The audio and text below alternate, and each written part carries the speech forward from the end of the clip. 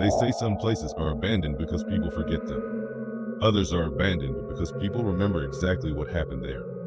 I never believed those stories until I spent a night inside the old St. Michael's Church hidden deep inside Blackwood Forest. The church had no electricity, no caretaker, and no visitors. There was no reason for its ancient bell to ring, especially not at exactly 3:03 a.m. But the worst part was that the bell didn't just ring. It called someone.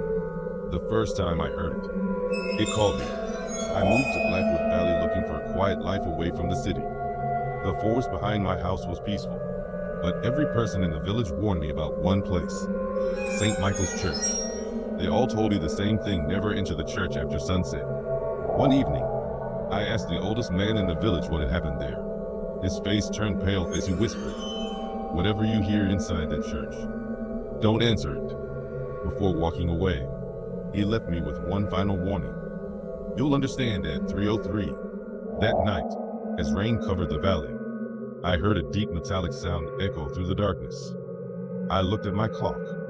3:03 a.m. The church bell rang 3 times.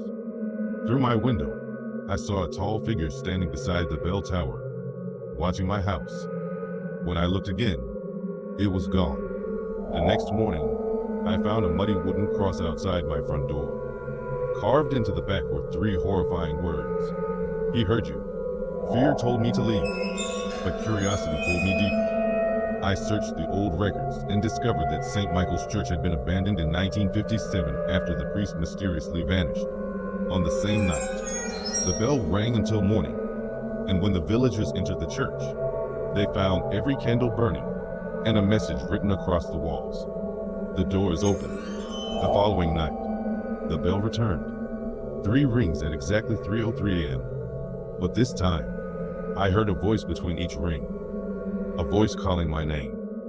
It sounded like my mother. Even though she had died 15 years earlier, the voice wasn't outside. It was inside my house.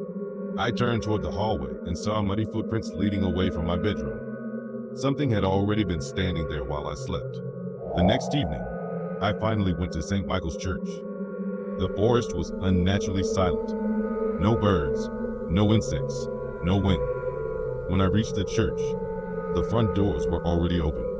Inside, the building looked untouched by time. Dust covered everything, yet every candle was burning.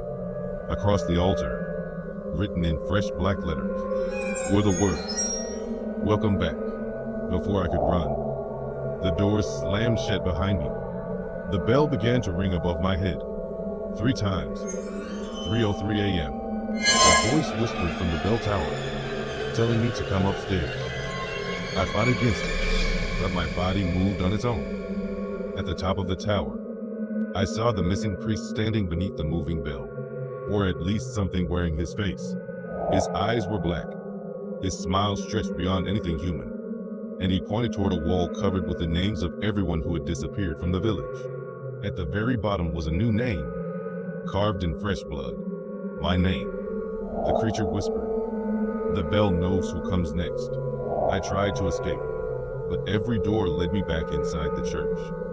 That was when I discovered the truth. The church was never haunted. It was a prison built to hold something ancient beneath the ground. The bell was not a warning, it was a lock.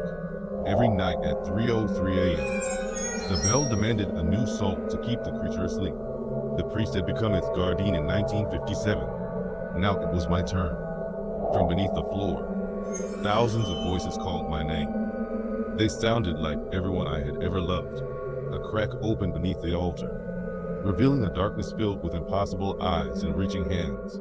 I knew that if the creature escaped, the entire village would disappear. So I grabbed the bell rope and rang it 3 final times. The church shook. The voices screamed. The darkness closed, and everything became silent. That happened 30 years ago. If you're hearing this recording, it means you found it inside St. Michael's Church. Listen carefully to my warning. Do not come looking for me. Do not enter the church after sunset. And whatever you do, when the bell rings at exactly 3:03 a.m., do not answer the voice calling your name, because I have been trapped inside this church for 30 years. And tonight, for the first time, The bell did not call me. It called you. Dumb. Dumb. Done.